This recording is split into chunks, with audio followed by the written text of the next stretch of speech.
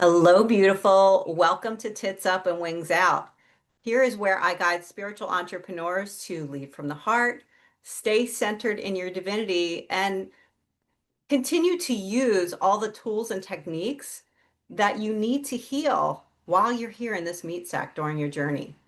Today, I'm so excited to have a chat with Steve Burgess, and our subject today is going to be bridging the sacred feminine and masculine while we're healing humanity. Steve, please tell us who you are and what you do. Okay. So I'm a hypnotherapist and regression specialist. Been doing the work for over 33 years. And in order to establish my credibility, I always just tell everybody at the start of the interview that I've conducted over 15,000 therapy sessions in my time. So I have been around a long time. And, I've done all the usual stuff, TV, radio. My new book, The Adventures of a Hypnotherapist, was published a few weeks ago. And so yeah, that's me. Amazing. I love how you just solidified 30 years in like 30 seconds. We sound so egocentrical all the time. Look at me, look at me. And of course, I'm just a jobbing therapist with bucketfuls of experience. And, I want to get all the ego stuff out of the way and say to people, look at therapy. Don't look at what me. It's about the therapy that's important. Yeah, people like the street cred though, Steve. They like the street cred. They want to know what Okay. the hell you're talking about. So Yeah. I Okay. appreciate that. Oh, and if you don't know, if you're new, my name's Iena SpiritWalker. I'm an internationally known just as Steve, but not as well known as Steve. We'll just say that. Psychic healer and transformational life coach with 27 years experience. So welcome to our world.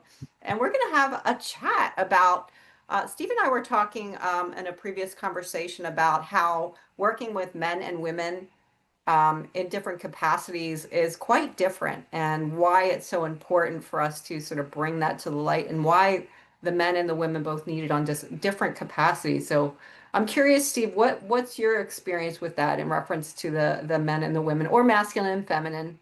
Hmm. The first thing is that over 80% of my clients are female, and that's always been the case since I first started. So, what does this mean? It means that women are much more open about having therapy, much more open about working on themselves, and men are much more closed. And one reason for this is one of my generalizations is that most women are much more mature than men in so many ways. And I tend to say that all women in here throughout the course of their lives are 35 years old. All men in here throughout the course of their lives are 14-year-old. And so this is one reason why men are so damned immature and so hopeless at accepting that they have emotional baggage that needs to be worked on. We all have emotional baggage. We've all carrying in trauma from the past. It affects us in so many ways, and it affects us so often within relationships. And so one of my themes, if you like, with the work with my clients, especially with male clients, is to get them to accept that they don't have all the right answers, and that especially in a relationship, it's very important to have total respect for your partner if she's female. Now, not a lot of men want to accept that, unfortunately, but bit by bit, they are starting to listen, I think. And the second thing I just want to mention before we maybe open that out a little bit is um, so many women, as a result of the patriarchal society that we live in, the patriarchal families, and the emotional baggage that they carry a low sense of self-worth. They feel lacking in confidence very often. And for me, what good therapy does, it helps women to grow stronger, to become empowered. And then they are more confident in the world, and they also then become much more confident in relationships. What then happens, however, if a woman has good therapy, or she works on herself in some way to grow, to become more confident, and she's in a relationship, her partner, well, I'm just assuming it's a male partner at the moment, her partner then has to make a choice. because this woman has suddenly become strong, confident, able to live in the world. Very often she looks at this man that she's with and she starts to realize that it's just a tit. It's just an idiot. What the fuck am I doing with him? I love that you called him a tit. Absolute tit. This man's a knob. What am I doing with him? I mean, but the woman starts to realize that what she's got is not what she wants. He then has to make a decision. He can either step up to the plate and then grow with her and join her on this journey of togetherness, or it really means that the relationship is over, and then they have to make a decision as to what they're going to do on that. So many times over the years, I've had a female client who has grown so much that her relationship has come to this particular point where it's make or break. And the man very often doesn't like that. But if he's prepared to step up to the plate and work with her, he will grow as well. Okay, he's never going to be 35 in here. Okay, he might be 21 in here eventually, which is a damn sight better than a 14-year-old living with a 14-year-old, you like. But because women have got this natural maturity generally. So for me, a woman working on herself in this way will help her to grow, and then the relationship can grow as well. I love that. And my perspective as a woman, first of all, I agree with every fucking thing that you said. Secondly, I was actually in an abusive relationship for 18 years. I've been divorced for 15. Yeah. But anyway, but it came to an impasse, and there was a point where I finally saw it. There's part of the abuse that people don't, especially when it's mental abuse, you don't really see it per se. You just sort of like tuck it away. Once that veil came off and I saw it, I couldn't unsee it. And that empowered me. And because he had been my partner for so long, I spent about 2 years trying to get him to seek therapy, because I was life coaching and I was still working with other people. And I was like, I can't be your wife and your life coach. Like, you need to step up. And he couldn't. The ego stepped in, and it went downhill from there. And just in reference to, I'm getting back in the game now. I've been single 15 years. I'm like, I should probably start dating. I'm doing these websites. I absolutely refuse to settle. I need a man that's going to step up, and like literally from the very first communication with me, I know yes or no, and that's it. I'm done. And I've had guys like, wait, you can't leave. I'm like, I can. We're done. Yeah, very good, very good. Yeah. And it's hilarious, because in reference to the 14-year-old male thought, there was one man specifically I was thinking about when you were in his profile. He specifically said he did not have the maturity of a teenager. And after a few conversations, you know where this is going. After a few conversations on the web app, I gave him my phone number, which is a big deal for me. The first communication I had with him on my phone, on my private phone number, he sent me a GIF, and it was a teenage boy that said, I like boobies. Yeah. Like, block. Yeah. What the Well, fuck? exactly the same happened to a friend of mine who was in Hawaii. She's a wonderful therapist, a beautiful woman, and she's been out of. She had a conscious separation, conscious divorce with her Cool. husband. It was wonderful. They did it consciously, which was fantastic. But she's now looking to date. She wants to be in a relationship, and exactly the same. She went on a dating app. This man seemed very good. They swapped a few messages. They arranged to meet in a local coffee bar in a week's time. And then one night she gets a message from him saying, I can't wait to get my lips around your glorious boobies.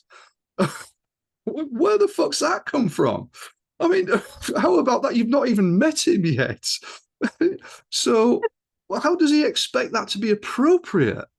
It's quite extraordinary at times. So Yeah. it just really is bonkers. But you used a good word there as well. It's about a woman not having to compromise. I often say to my clients, do not compromise. Do not be so desperate that you just jump into the first relationship who comes along. You don't have to compromise. Take time, make sure that the right person is there for you. And if they ain't, don't waste time. Don't be so desperate that you give them extra chances. If they're not right, they're not right. That's beautiful. And I think, and I'm curious if you would agree with me, but for me, I have done enough healing and I'm comfortable in my own skin and with myself that I don't quote unquote need a partner. It would be nice, but I think there are, in my experience, there are a lot of women who feel like they need a partner Hmm. because there's, I don't even know how to put words to it. I'm sure you could articulate it better. Is that your experience? If that's the case, you've got to do some work on yourself. If that Hmm. is the case, if you are needy for a partner, if you desperately need a partner, that means that there is something in you that isn't strong enough. In that case, see a therapist. Do some work on yourself in some way. What I will say for women in a relationship, if it isn't right, for me, one of the first steps to is to say to your partner, we need to have marriage guidance counseling. We need to have couples therapy. If a man is not prepared to do that, well, if you stay with him, you're compromising. So the first easy step is for both couples to go together and to at least talk about things. And if that brings them together, wonderful. If it doesn't, then hopefully they'll agree mutually that it isn't right, and they'll be adult enough to separate, or to at least live together in a new way, which is possible. But what I'll share with you from my experience as well, because two things. One is, once you've done the work on yourself and you've healed, the right person tends to come into your life. It just happens automatically. It's as if the universe is sending them to you. That certainly happened for me. My last marriage fell apart. I was very badly wounded, and it took me 5 years of healing, therapy, and doing work on myself. And then, having done that, all of a sudden the most beautiful person comes into my life. We're now engaged to be married, and it's just an awesome relationship, and we're having a conscious, what I call it, an enlightened relationship, total respect for each other. But when I talk to a lot of men about this, or a few men about this, I try to get them to realize that their way of being in relationship is based on, as it is for everybody, their role models. The two most important thing we do in life is have children and have a relationship. And we don't get any training for either of those two things. We just base it on what's happened to us. And I found this out the hard way, because one of my previous marriages, I thought it was okay. And my wife, ex-wife, she used to say to me, she said, there's something I can't put my finger on. You're so kind and so wonderful at times, but there's another side to you. She said it just isn't right for me, and she couldn't verbalize it. And it was only when the marriage fell apart, and I went into a colleague and had some therapy on what was going on, it suddenly dawned on me that I was doing what had happened in my parents' relationship. And I realized then, I call it the top dog energy. In a pack of dogs, there's a top dog. And often in a relationship, in a family, the male, the husband, the man is the top dog. What he says goes. And of course, that was my parents. My dad was the top dog. I'd seen that happening, and therefore I'd based my way of being in a relationship on being the top dog. And so I didn't respect her. And I always remember listening to Dustin Hoffman, the actor. He was interviewed on an English chat show, and the chat show host said to him, Dustin, you've been married to the same woman in Hollywood 25 years or whatever it is. That's very unusual in Hollywood. What do you put down the secret to a good marriage? And Dustin Hoffman just quite simply said, I realized a long time ago that all men are controlling pricks. And basically, he was saying, when you let the woman run the relationship, everything just runs so much more easily and so much more smoothly. So what I try to do with my male clients in relationships is get them to realize they are probably doing the top dog thing. That is not appropriate when two people should be in love and respectful of each other. And when they hear that story, because it wasn't until it was like for me a blinding flash of the insight when I realized that was extraordinary. And so thereafter, after that marriage fell apart, my further relationships, I did my best to let go of the top dog. That's amazing. And that is definitely breaking generational shit for sure. And so I'm taking notes too as you're talking. So you referenced when you heal yourself, you magically attract the right person. And for me in my my world of energetics, and even quantum physics has shown that, you know, the universe doesn't bring you what you want. The universe brings you who you are. So like is always going to attract like energetically speaking, and Mm, you're going to also attract people who are going to treat you the way you feel about yourself. good point. Period. Very good point. Yeah, So if I don't feel very good about myself, I'm going to attract people that treat me like shit. absolutely. And Yeah. it's, you know, I get a lot of female clients that are like, I want, you know, I don't know why this keeps happening to me. This is such a pattern. It's like, well, there's something that needs to be healed within you. And we Mhm. were talking earlier, I think we're going to probably dive into this next is past life healing, because that's something that came up for me too with my ex-husband was when I started diving into that healing, one of the things that came up was, you know, we were in past lives together. I wasn't treated well in that relationship either. And in this relationship, it's interesting. When I met him in this lifetime, I felt that sense of connection or that sense of knowing. And I thought it meant that he was my soulmate. But Mm, for me, what that meant was, I know you. I didn't realize it was from a past life. And what happened in this life was I was still trying to gain his approval. I was still never good enough. mm. And that shit plays out until we dig into it. And yeah, so what's your experience been with hypnotherapy and with your clients through past Mm. life regression, et cetera? Well, when we work in regression, we there are three areas we work into. The concept of regression, all of our issues as human beings come from locked in feelings and emotions from traumas in past lives and in our ancestors' lives and in our present lifetime. So sometimes you've got to work in all three areas. So sometimes, from an ancestral perspective, there are patterns that come down from our ancestors' lives, which start to replay in our present lifetime. So it may be that one of our ancestors, a grandfather or great grandfather or great grandmother, was in an abusive relationship and she stayed with it because she couldn't get out of it in those days. It wasn't appropriate. But that pattern, that energy has come down to my client in this life. When we release the energy, then that almost need to be in an abusive relationship is softened. From this life, I remember very clearly one quite dramatic session I had with a client. He was a male client who was coming because he was massively angry and jealous. And jealousy is so often a sign that you've got a lot of work to do on yourself here.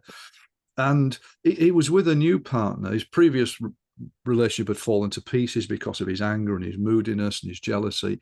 His new partner was sick of it. She couldn't, if they were in a bar together having a drink and she just talked to the barman about the weather, he would go mad. He would be insanely jealous. You were flirting with him. You want to have sex with him. He's, I was just talking with him. And what happened is that his wife worked for in an office, and the boss was not. He was very sexist, and he was always making sexist comments and flirting with my client's wife. And she would tell my client about this, and he got more and more angry. And one day he had a session booked with me, and he burst into my office at 10 o'clock in the morning, just before the session. Furious. He was so angry. I am going to kill her boss. I am going to go and kill him. I am so effing angry about what he did last night to her.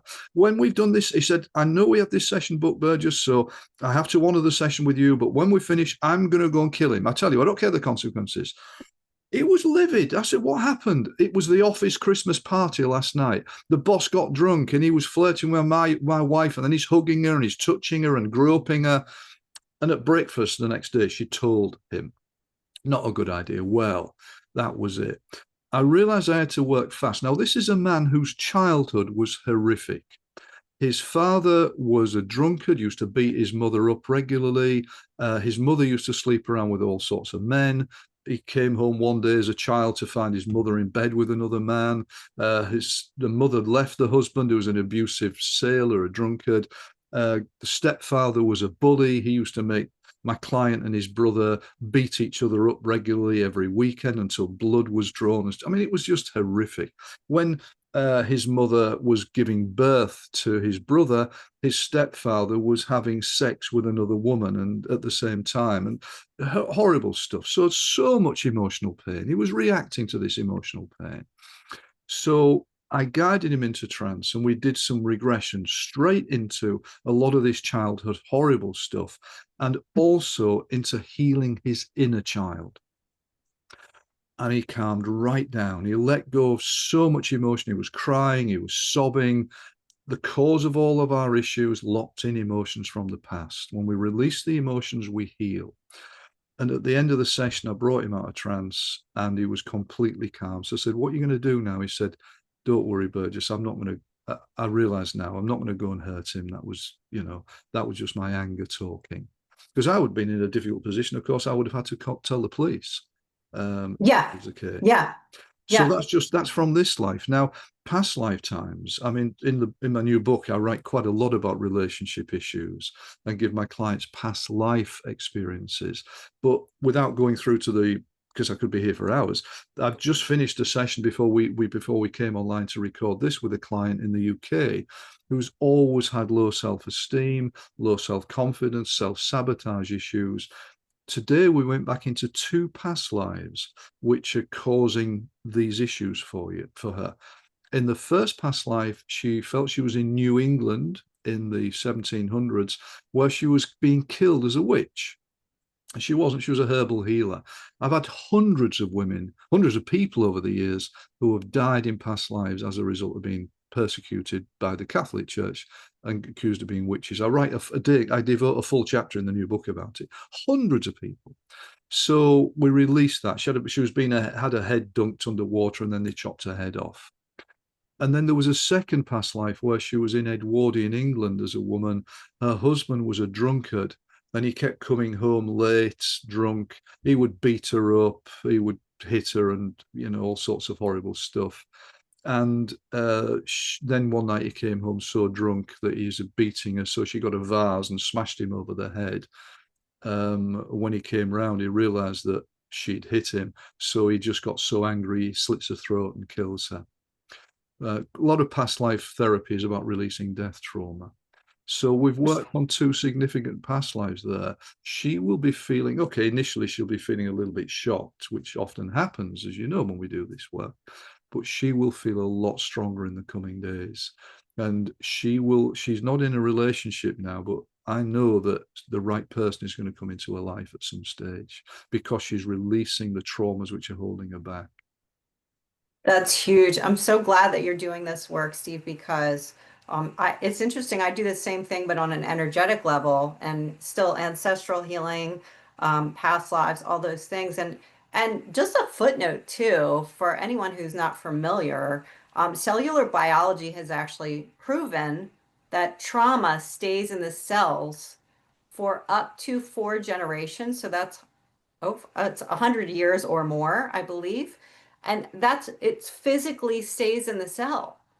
That's not even taking into account Mm. ancestral trauma that we carry through and sorry, past life trauma, all Gotcha. those Yeah. things. It's all Yeah. so relevant, and it's energetically embodied and stored in Mm. this meat sack, and we end up suffering.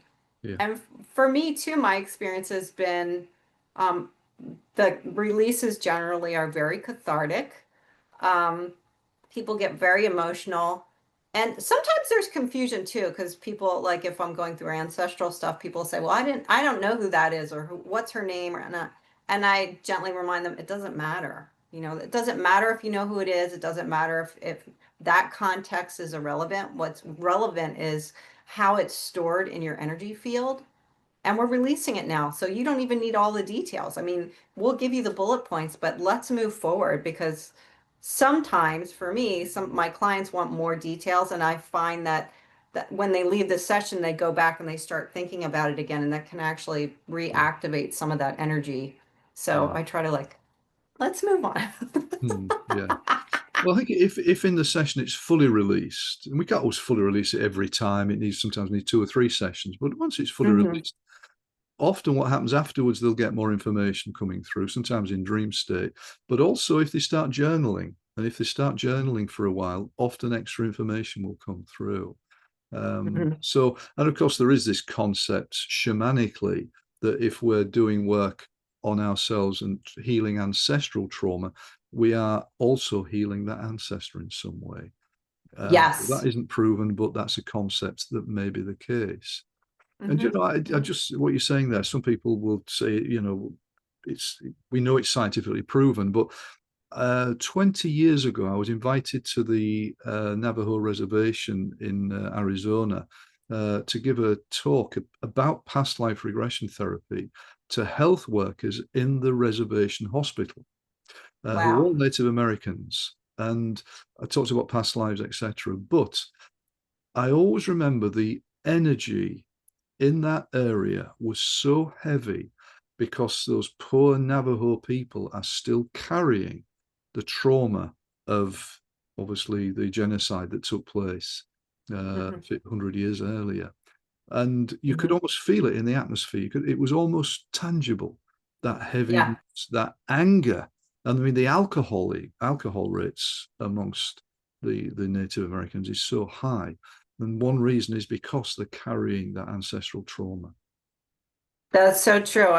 That's beautiful that you bring that. And I don't even think we talked about that, but I'm trained as a shaman, and I'm very familiar with that energy that you speak of, and I've experienced that as well. And in fact, I lived in Hawaii for 5 years, and there's a very similar experience with Native people being colonized and pushed into a certain climate that's not very habitable. And so there's a lot of energy around that too. So it's so important. Yeah, holy moly. Mm.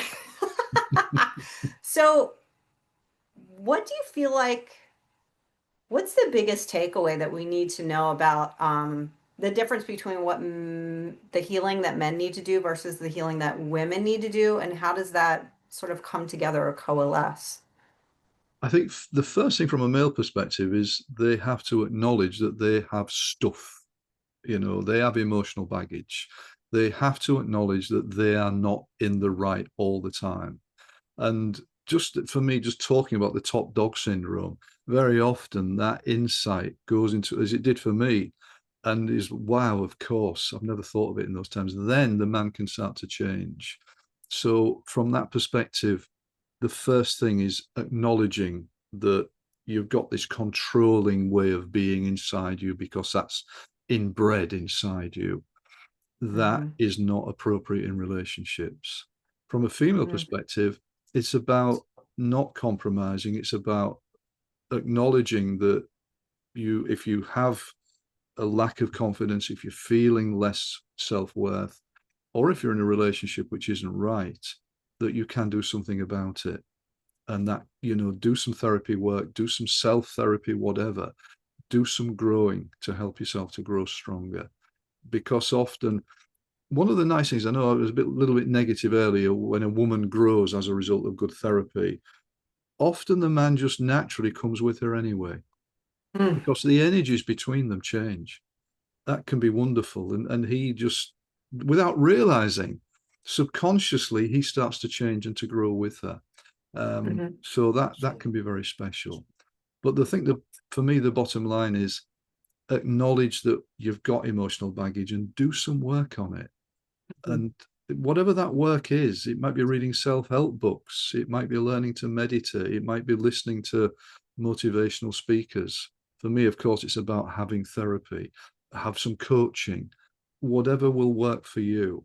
But do some work and don't stay stuck. Everything is an inner process that can be changed. It's just a question of finding the right process to change that process. And there are so many. I just love that you're bringing this to the table today. And for me, I like to remind my clients that, if there's a pattern going on in your life, or even something that's really bothering you, something that's uncomfortable, that is your spirit reminding you that this needs to be healed. It's just like when we have a pain in our arm, for example, there's a splinter, maybe there's a muscle that needs some attention. Pain means let's pay attention. And I think our logical minds sometimes not decompress, compartmentalize other events in our lives, things that may be uncomfortable, unpleasant, whatever, as something other than. And Mm, it's still a great indicator that this is time for you to heal this. It's coming up for you now. It's bubbling to the surface now because you need to heal this. Your soul is speaking to you. And for me too, just in reference to men versus women, or we'll say, feminine versus masculine, however you identify, all good. Um, for me, I'm working with women, female spiritual entrepreneurs to step into their multi-six-figure business because I believe that women are the healers of the planet, and it's really time for them to step up. And the best way to do that is so that they are financially stable and things are flowing magnetically, all the things. And simultaneously, I'm working with men separately, um, financially successful men who are feeling very empty and lost and disconnected. mm, And the information that I'm getting from Spirit is the reason that these two dichotomies are happening. And I never in 27 years have ever worked, in different capacities with men and women. This is new for me. But the information that I'm getting is that the women are rising to heal the planet, and the men will be grounding that energy. And so not only is this everyone's opportunity to heal and step forward, but we really as humanity are moving forward into a new era and using all the tools and techniques to heal whatever resonates best for you. That's all that matters. That's why there's so many tools available. yeah. Yeah, we're living in a therapy world now, which is awesome. Yes. I mean, I've been doing it 33 years, and I remember 33 years ago, people thought that hypnotherapy was some form of voodoo. Um, and nowadays, people know it works. I mean, it's just extraordinary how things have changed. I mean, just on the past life regression, I've promoted past life regression all of my career because I knew how significant it was. I used to get attacked all the time and vilified for it. The extraordinary difference now in the last 10 years is it's everywhere, and everybody knows how beneficial, well, not everybody, most people know how beneficial it is. So we are in a new age now.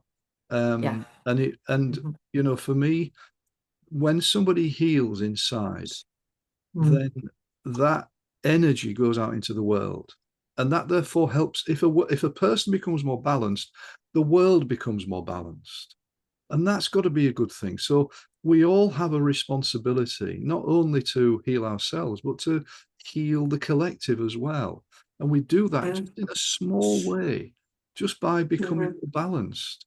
That may just Mhm. some people just learning to meditate and calming their energy field down. That's wonderful. People who meditate regularly, their anger tends to soften down a lot. Uh, Yes. so for me, it's about, I would say always say have therapy, but at the very least, or learn to do some qigong or tai chi, or listen to meditations and spiritual teachers, because the more that we work on ourselves, the more we heal, the more the world heals. I think that's so important. That's beautiful. And that reminds me of Dr. Wayne Dyer, was such an amazing personality and teacher. And he used to reference us as like water in the ocean. So we're all water in the ocean collectively. We're all ocean water. And our experience now is in a cup. So let's say, for example, you walk to the ocean, you take a cup and you scoop out some ocean water. You would never say, oh, that's a plastic cup. You would say, oh, that's ocean water. Mm, And that reference that Dr. Dyer was bringing up is that often in this experience, we resonate more with the container than mm, with what's inside. And right, certainly, we're still ocean water. We're still all connected energetically. And mm, when we heal ourselves, as you said, we heal. We make a ripple effect. It makes a difference for sure. And it always starts with us. absolutely. Yeah, it's a beautiful Woohoo! analogy. Thank you. A great metaphor. That's beautiful. Dr. Wayne Dyer. Mm. Yeah. Okay, my lovelies. Steve, do you have any closing thoughts or tell people how they can find you? Okay, my website, steveburgesshypnosis.com, my YouTube channel, which contains 26 free hypnotherapy recordings, as well as a lot of interviews I've done with my team members, is Hypno for All, HYPNO, the number 4ALL. Power of Past Life Regression is my Facebook page. My new book, The Adventures of a Hypnotherapist. available from Amazon, Barnes and Noble, and all good booksellers. Okay, that is so amazing. Thank you so much. And all those links, you guys, will be in the show notes, whether you're watching this on YouTube, Spotify, Apple, whatever it be. And we're so grateful that you were here today. Thank you, Steve Burgess, for all the beautiful healing and work that you are bringing to the planet. We really appreciate you. And thank you so much for talking with us today. It's been a real pleasure. Thanks for having me, Ian. I really appreciate it. Thank you. Thank you, love.